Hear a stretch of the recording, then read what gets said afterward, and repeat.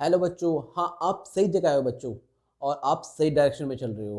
Welcome back to my YouTube channel Shivay academy. आज हम करेंगे हमारा नेक्स्ट टॉपिक। इससे पहले हमने रिफ्लेक्शन ऑफ साउंड कंप्लीट किया था। आज हम उसी का पार्ट है, दो पार्ट हैं, echo and second one is reverberation. तो हम आज दोनों को कंप्लीट करेंगे इसी लेक्चर में। ठीक है बेटा, अब हम स्टार्ट करते हैं हमारा टॉपिक इको। जो यहाँ पर आपको दिख रहा होगा ब्रैकेट में लिखा है रिफ्लेक्शन ऑफ साउंड। तो जो इको प्रोड्यूस होता है किसकी वजह से प्रोड्यूस होता है? Reflection of sound. जब आप बोलते हो और आपकी आवाज़ जब वापस आती है उसको बोलते हैं हम, क्या बोलते हैं? इको बोलते हैं। ठीक है बेटा, जैसा कि यहाँ पर लिखा भी है, the repetition of sound caused by the reflection of, किसकी वजह से होता है, क्या कारण है रिपीटिशन ऑफ साउंड का जो हमें वापस सुनाई देती है? किसकी वजह से होता है? रिफ्लेक्शन ऑफ साउंड की वजह से होता है, साउंड वेव की वजह से, थ्रू द रिफ्लेक्टिंग सब ऑब्जेक्ट। और कहाँ से रिफ्लेक्ट होता है? रिफ्लेक्टिंग ऑब्जेक्ट से। जैसे टॉल बिल्डिंग्स होती हैं आपकी, और हम कह सकते हैं माउंटेन। ठीक है, तो वहाँ से जो हमारी आवाज़ वापस आती है, तो हम वो उस टर्म को क्या बोलते हैं? इको बोलते हैं। ठीक है, आज हम यही पढ़ेंगे, इको। ठीक है, तो इसमें जो मिनिमम टाइम ट्रेवल होता है वो 0.1 सेकेंड होता है, जैसा कि आपको यहाँ दिख रहा होगा। टू हियर एन इको, कम से कम हमें कितना समय चाहिए? 0.1। एक हमारी आवाज़ जब जाती है और वापस हमारे कानों पे आती है तो उसको कितना टाइम लगता है? 0.1 सेकेंड का लगता है। अगर वो जो साउंड है, साउंड वेव है, अगर 0.1 से पहले आ गई तो वो हमें सुनाई नहीं देगी। कम से कम हमें कितना समय चाहिए? 0.1 सेकेंड का। ठीक है, तो जैसे कि अगर हम कोई आवाज़, मैंने आपको बोला, ठीक है, और 0.1 सेकेंड तक ना, उससे पहले हमारी कानों में वही आवाज़ सुनाई देगी। ठीक है, हमें वो रिफ्लेक्शन नहीं सुनाई देगा, क्योंकि मिनिमम जो टाइम चाहिए होता है किस इको के लिए, वो 0.1 सेकेंड चाहिए होता है। ठीक है, अब जैसे ये आपका कोई वॉल है। ठीक है, अब यहाँ से आप यहाँ खड़े हो और आपने चिल्लाया। ठीक है, तो यहाँ से क्या होगा? ये आपकी इंसिडेंट साउंड वेव है, और ये वापस आएगी किसी डायरेक्शन में। अगर सपोज करो परपेंडिकुलर जा रही तो परपेंडिकुलर वापस आएगी।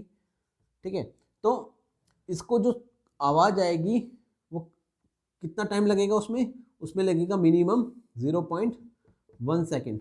अगर ये उससे पहले इसके पास आ गया, ठीक है, जो साउंड वेव है उससे पहले आ गई, तो वो सुनाई नहीं देगी।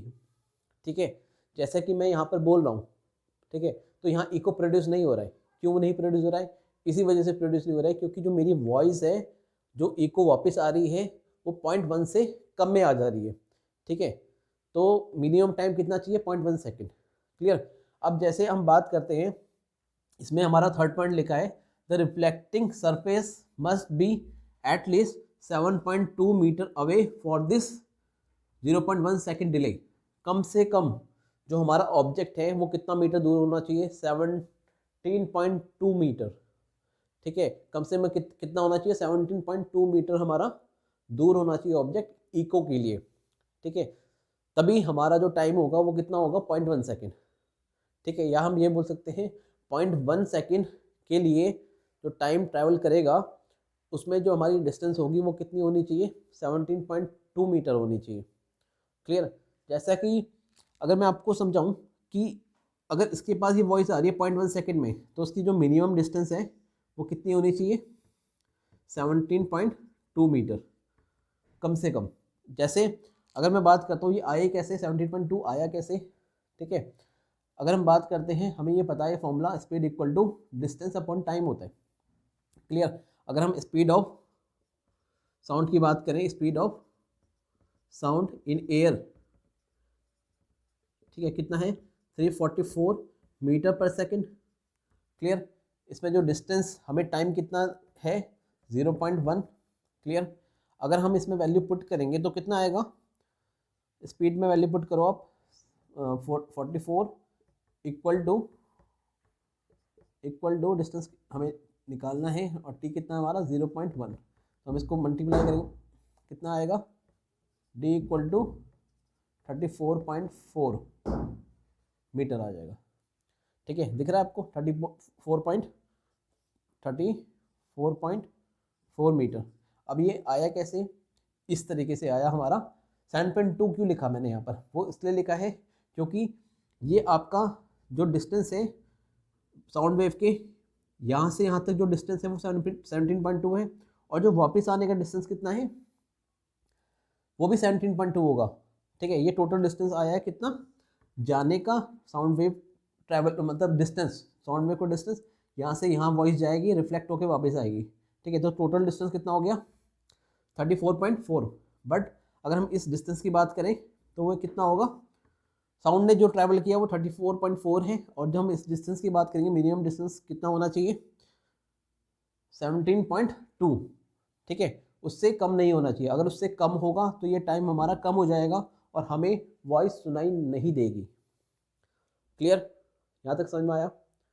ठीक है ना, इस फॉर्मूले में हमने पुट करा, ये जो आपका निकल के आया ना स्पीड ऑफ साउंड है इन एयर में कितनी होती है 344 मीटर पर सेकेंड। मैंने इससे पहले भी जो लेक्चर प्रोवाइड करे हैं उसमें समझाया है कि स्पीड ऑफ साउंड कितनी होती है। ठीक है, रिफ्लेक्शन ऑफ साउंड भी समझाया है क्या होता है।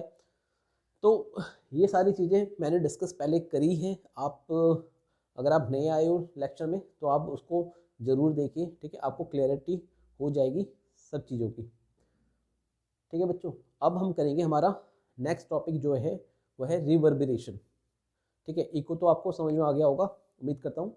अब हम करेंगे रिवर्बरेशन।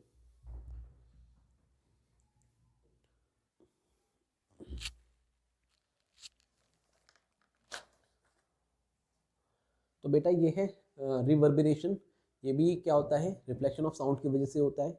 ठीक है, जैसा कि आपको यहाँ दिख रहा होगा बोर्ड पे, द रिपीटेड रिफ्लेक्शन, इसमें क्या होता है रिपीटेड रिफ्लेक्शन होता है that result in the persistence of sound is called reverberation. जैसा कि आपने देखा होगा आपके स्कूल में ऑडिटोरियम होता है या हॉल होता है, बिग हॉल।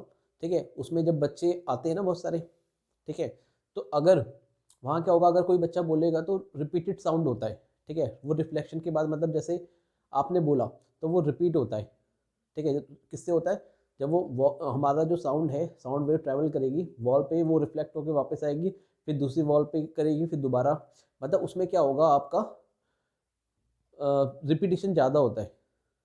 ठीक है, तो इसके लिए हम क्या करते हैं, मतलब उसी को बोला जाता है रिवर्बरेशन, जिसमें रिपीटेड साउंड होती है।